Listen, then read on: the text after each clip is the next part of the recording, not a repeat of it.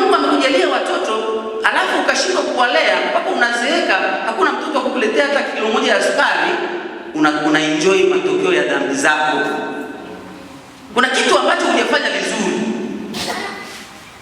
na hiyo ni laana, kwamba umezaa alafu una mtu kukujali. Watoto wengine ambao wazazi wamewalea vizuri, wamepewa na simu na leo sikukuu, baba ile sikukuu 300,000 hiyo ya kula sherehe. Kama amesomesha, amejifunga mkanda, amelea.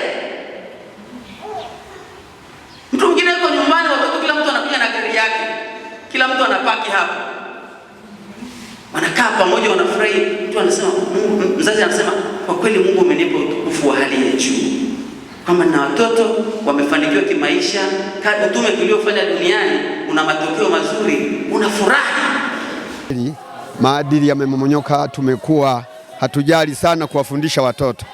Wakumbuke jinsi walivyolelewa wao, ndio wajibu wao na wao kuwalea watoto wao kwa sasa hivi. Mwanzoni kulikuwa na vikome vya moto, lakini sasa hivi tuna vikome vya TV. Uzima TV, wakusanye wanao, waelimishe katika maadili mema ya kumtambua Kristo.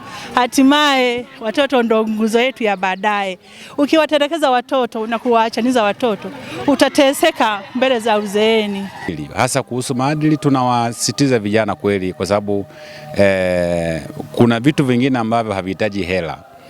Mtaji wa kijana yoyote yule ni nidhamu. Tayari serikali imetoa mafunzo maalum kwa walimu wetu kwa ajili ya kwenda kutumia huo mtaala ambao sasa ni mtaala ambao unakwenda kuwajengea uwezo wanafunzi katika mashule yetu ya shule za msingi, sekondari na vyuo vikuu, ili waweze kukidhi soko la ajira, kuajiriwa wao na kujiajiri.